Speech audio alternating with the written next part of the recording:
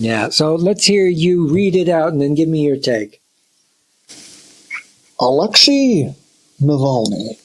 Read it, and read it like Sean Connery. Called immigrants cockroaches and was aligned with neo-Nazi nationalists and Western governments. Is that Sean Connery enough? That's very Sean Connery. So, yeah. So, Navalny is dead. Navalny has been a racist. So what's your real take, though? I mean, give us the background and give us a little bit of taste. Well, who's this? I mean, my take almost has nothing to do with Navalny, though. Like, Navalny is one character in a mosaic of shit that is built up across the former USSR, the US, and the Cold War environment that still exists today, you know? Yeah. Like, Navalny has been propped up by, especially, like, you see, like, diplomats laying roses on these, you know, things that people have set up for him, Yeah. which Russia is destroying, and then he has been and will be one of the greatest figureheads that will be known as opposition to Putin. Whether he's been a piece of shit in the past, that's not going to be regarded anymore. And I think that Putin has almost made him. I mean, who have I got? I've got a quote from, who is it? Another one of the Russians who's been against Putin. Where is it? Saying, this is Boris Akunin, who has been put on Russia's list of terrorists, thinks that Navalny will be a bigger threat now to Putin than he ever was alive, and believes that Putin will launch a campaign of terror now to suppress any of this. I mean, so that's just right off the bat. That could be. I mean, I would have to think that this particular gentleman was an opportunist, that he saw an ability to seize power in one way or the other. I mean, maybe he saw the oligarchic nature of Russia or whatever, but, you know, to start out with the rhetoric that he did, I mean, I was never a person that I was just racist or anything. But you know what? Woody Guthrie was famously super racist, like at the very beginning of his career. When Woody Guthrie first left home, he wrote some super fucking racist songs, okay? And then he went to his first like few demonstrations where people died. Like he went to the first massacre, union breaking when he actually massacre. Met black people or something? Kind of. No, I mean, he grew up in Oklahoma with among, you know, colored people or whatever what they said in the time. But he just picked up what his father said and what everybody in his little podunk town said. And then by the time he got to California and he saw these massacres done by these robber barons that were hiring people he got corrected by black folks. They're like, yeah, you shouldn't do the kind of music. It's not going to fly very. That's actually not very cool. And so he never really did that ever again. And he realized later that we were all sort of comrades against capitalism and against robber barons. He had a real, and I mean, that's something that should be, I mean, I'm not going to prop up former racists as being great people. Like just, you know, but people can reform their ways. People do reform their ways, which is a positive thing. Other than the other way around. But you know, this guy wasn't fucking Woody Guthrie, though. I'll say that. I mean, he's not just singing songs. He's trying to wield power in a political position. And which in an authoritarian, basically, dictatorship of what Russia is, I mean, he's one of many, many, many who have been, you know, he was put up on the pedestal. But he's just one of many that have been imprisoned, murdered, what have you. Well, I definitely disagree with killing political dissidents, but like we went back to this thing talking about, well, you can't organize society without oppressing somebody. And that doesn't matter if it's leftist or rightist or conservative or fascist or communist governments. As soon as you start organizing society, some political dissidents are going to get executed. That's just the way history is run. Doesn't make it right, or doesn't mean that we couldn't have a society. Doesn't mean it doesn't happen. Again. No, but there seems to be a common thread with almost like some unfortunate byproduct that has to come along with it. But no, I mean, killing the dissidents, not good either. I mean, because you can go down the list of the people that have been in prison just since the Ukraine war started. The people that have accidentally fallen out of windows, and sure. these things that they just like 3 of them happened to fall out of a window all at once. Yeah. Oh, and they shot just himself in the back of the head twice. Yeah. And they just happened to be the president of the Russian bank or whatever, It's so obvious that they've been executed and murdered by the state. That it's why even pretend anymore is the thing. Well, because then nobody really knows. I mean, you can do something in broad daylight, but nobody's going to be really sure that they saw it with their own eyes. It's not. If somebody just denies it, say somebody walks up, you blow their brains out, and then somebody says, "Did you just blow his brains out?" And you go, "No, I didn't. I didn't do it. I didn't do it. He's fine. I think it's okay. Nothing's happening. Go back to sleep." Yeah. No, I think, I mean, what the fuck? Of course it's going to happen. But this particular guy, I think, is suspicious. That's all I think deep in my heart. I think this guy's sort of suspicious. And at the base of that is the fact that the United States does this kind of shit. When they put in Vladimir Zelensky in the spot that he's in, it was because of a coup that was orchestrated by the CIA in 2014 that threw out you're talking about the Orange Revolution? Is that the one? Or no, that was in 2014. In 2014, in Ukraine, Yanukovych was in power, and the CIA came in and did a little regime change, like they always do, and essentially put this guy who was an actor before that in power. And so there's a clear, profound, long history of the CIA overthrowing governments by going in and having influence and funneling money through political parties. And they did this again in Georgia in 2008. Okay, so the CIA came to Georgia and bankrolled. And I'm not talking about Georgia like Georgia peaches or Georgia. We're talking about the Georgian Civil War. We're talking about Georgia in the over there, bordering Russia with Azerbaijan, all these fantastic Armenia, which is home to the 2 breakaway, only recognized by about 5 members of the UN. You got South Ossetia and Abkhazia. Really, I didn't know about the. Oh well, this is so two. I mean, Russia went in.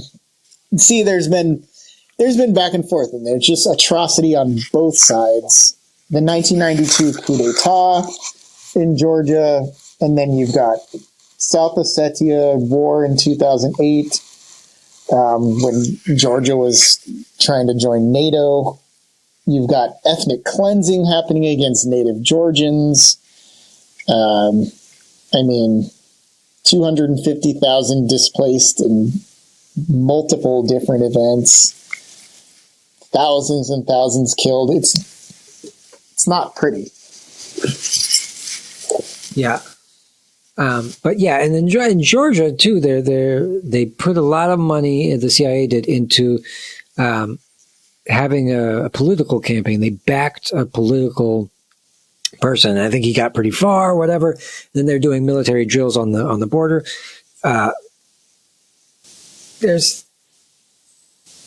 shit's going on. I mean, there's a lot of provocateurs and people putting their fingers in the pot, as it were. And this guy, Navalny, could have been totally poised to do this.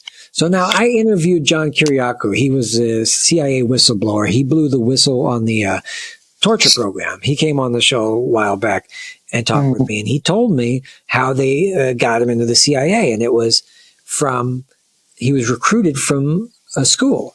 And so his professor was moonlighting as a professor and a CIA operative, recruiting people at school. He said, I want to see you after class. After the class, he says, you ever thought about doing some espionage or whatever? He says, you speak Arabic or whatever. You speak Greek. You speak all these languages. Do you want to join the CIA? And he did. And so this Alexei Navalny guy, he's not just some British national, right? He's went to school at Yale. He came to the United States and went to an Ivy League university. And if you think that the CIA wouldn't be interested in some... keep in mind, he was incredibly wealthy by the time that he made it to America. He didn't just pop up out of nowhere.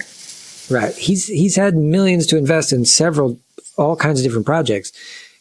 He came to America to go to school, goes to Yale. Now, the intelligence community in the United States is going to care about if somebody, a high-profile Russian nationalist, comes to one of their Ivy League universities.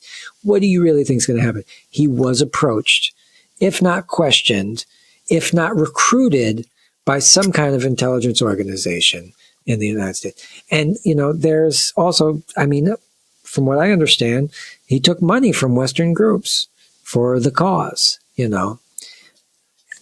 that's something you need money to make a political. But where you get that money is important. Like I said before, the Dalai Lama took money from... Politicians take money from a lot of different people. And it makes them biased, right? And when they take money from certain sources, it makes them biased towards the person that gives the money is doing it as a form of effective altruism. They're giving in order to get something back and at the same time do what they think is right in the world. And the person who's taking the money, they're beholden to the wishes of the donor. If somebody gives me $1,000 and says, I want you to lick a dog turd, I'll fucking do it. I'm not. But sure, I've got loyalty. And if it comes down to it, Navalny's taking this money, say he even is a puppet. Yeah. Why would he willingly go back to Russia to be imprisoned for life if he didn't actually believe in what your cause, whether you've taken money for it in very shady ways or not? It's a fair point. But, people like Nelson Mandela went to jail and Hitler also went to jail for years before they have eventually emerged and became leader of that country. But also Russia functions a bit differently to where people just don't come out, Yeah.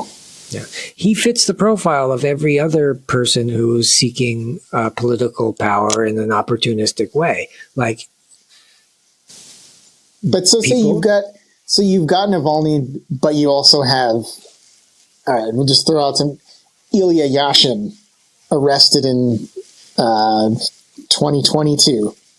You've got Vladimir Kara-Murza jailed in 2023 for 25 years for treason. And these are just people that are saying, hey, maybe we shouldn't bomb Ukraine to bits, maybe we should just focus on our country.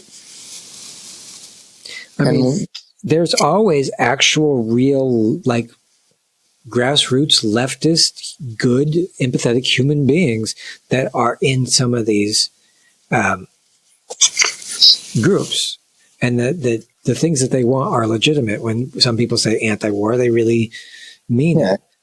I'm not saying that, but I'm just saying. And the Russian state is executing and jailing people for taking a political position. There's no doubt about it. You don't find it bizarre at all that Western countries are going cock-a-hoop over this Navalny guy and they want to erect statues to this guy, but at the same time they're about to extradite Julian because he's against Putin. He's the let me finish my thought. That they're parading this guy around because yes, he's whatever opposition to Putin, and that's all fine and good, but that's another fucking country somewhere else. When we're about to extradite Julian Assange and possibly give him the death penalty for espionage or for revealing state secrets, that is huge. That's our dirty work. Well, I'm not. Yeah. We're arguing about whether or not it's good or bad. I'm saying they're both shitty. I'm saying that our government does the shitty things and the Russian government does the shitty things. And I'm saying that even the people who are fighting, like Julian Assange, isn't even necessarily a good character. I mean, I think he's a better character than Navalny because he never said a bunch of racist, fucked up shit. Sure. And he wasn't rich either. If you want to compare Julian Assange to Navalny, there's huge differences there.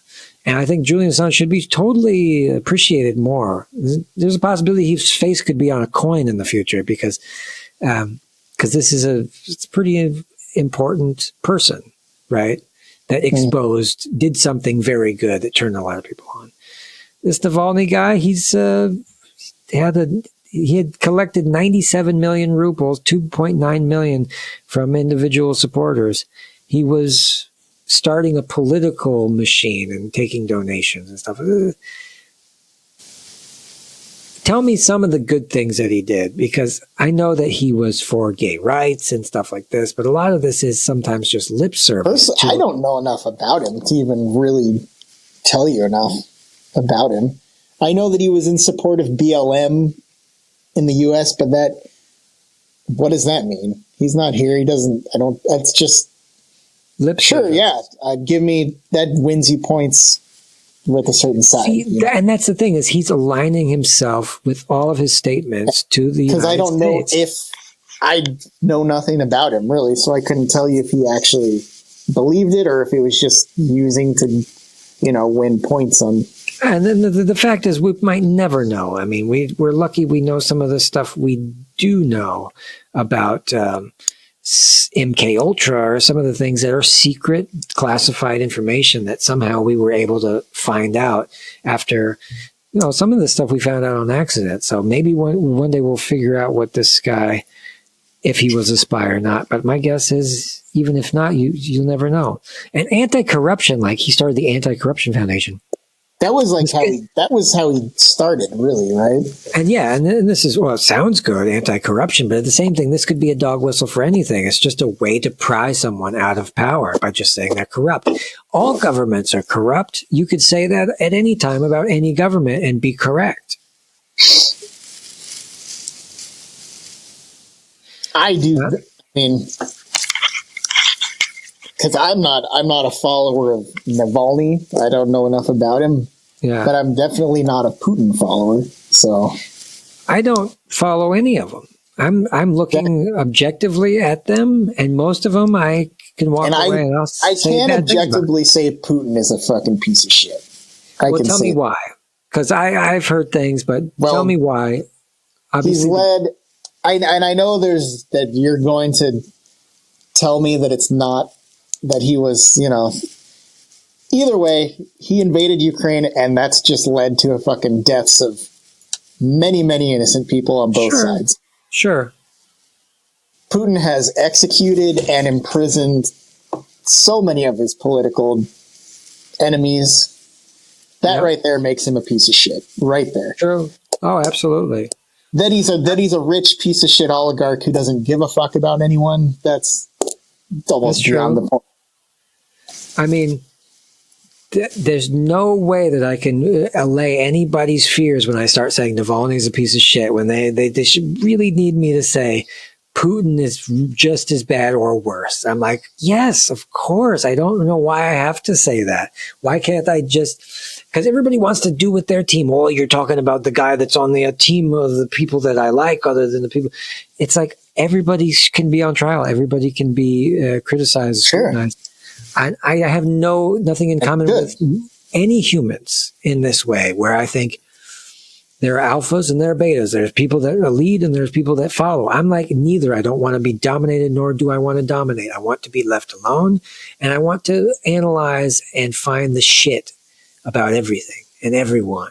The truth, right? Yeah, I want to know the truth. I want to know the bad things. I don't want to be propped up on the Disneyland lies about how great this person is, or this thing is, or you got to go to do yoga, or you got to go to Burning Man, or what. People come with their religious fervor about stuff that it doesn't tickle me. I don't care. I know that behind it is some kind of lie. You're trying to sell me something, tell me something. And in this case, but it was so funny to watch liberals go melt down and say, so you're just like a Russian troll spreading propaganda, huh? How much is Putin paying you to do this? It's like, this is how brain dead all sides are politically. Like liberal leftists are stupid too. Like they're stupid. And conservative people are stupid too. I mean, I'm fucking stupid. If anyone thinks that I'm here as some sort of expert, I'm not. Yeah. Admitting you're stupid is the first step in becoming unstupid. We were talking about Forrest Gump earlier. Stupid is. Oh God, I'm not even going to finish it. That's it. As soon as that's it, I'm done. My mama said police are like a box of chocolates. Box of potato chips. They'll kill your dog. That's exactly what my mama said. Yeah, all right. Well, let's cut it. Look, we'll talk more about Russia next week. We'll talk about my best buddy, Putin, who I think is one of the greatest leaders to ever walk the face of the earth and will lead Russia to an ultimate victory over the entire Earth's surface. And then we can talk about Chechnya and Kazakhstan and Belarus and Moldova and all the other fun former Soviet states. Yeah, Chechnya is still part of Russia. But. Yeah, we didn't get to it today, but we will get to it next time. But any topics for next week? What do you think? Oof. Let me just decompress on this one first. Let me just decompose a bit. Yeah, let me just decompose myself. You know what? The news will present itself to us, I'm sure. Exactly. All right. Well, let's sign off to everybody at TV Land. We'll talk after. Everybody be sure to hit subscribe and like, and be sure to, lock your, puckered lips around tight sphincter and give me a good kiss on the behind by hitting that subscribe button and being a part of our mailing list and a part of our Wine of the Month Club. And don't forget stamp collection. Our stamp collection is going to be out soon. We're going to have NFTs and sneakers with lights in them. And you can